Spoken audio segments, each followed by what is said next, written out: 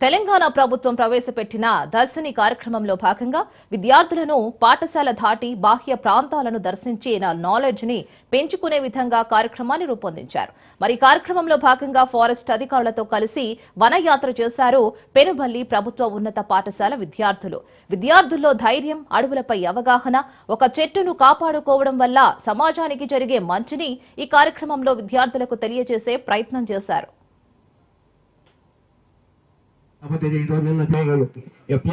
School culture పాఠశాల చాలా రకాల అవకాశాలు ఇస్తున్నాయి. ఫీల్డ్ విజిట్కి ఇస్తున్నారు, ఎక్స్పోజ్ విజిట్కి ఇస్తున్నారు. ప్రతి విద్యార్థికి 500 రూపాయలు మంజూరు చేస్తూ ప్రభుత్వం ఫీల్డ్ విజిట్ పంపడం జరిగింది.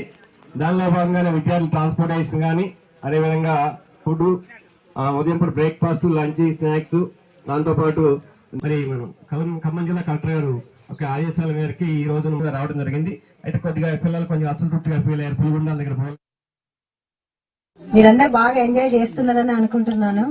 ఇందాక సార్ చెప్పారు పులిగుండం దగ్గరికి పోనివ్వనందుకు కొంచెం బాధగా ఉంది, అసంతృప్తి ఉందని.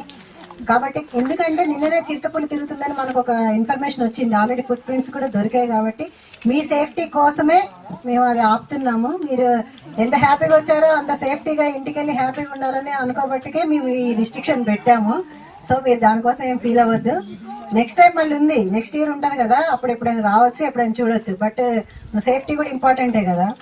సో మీరేం ఫీల్ అవ్వద్దు, ఉన్న దాంట్లో ఎంజాయ్ చేయండి.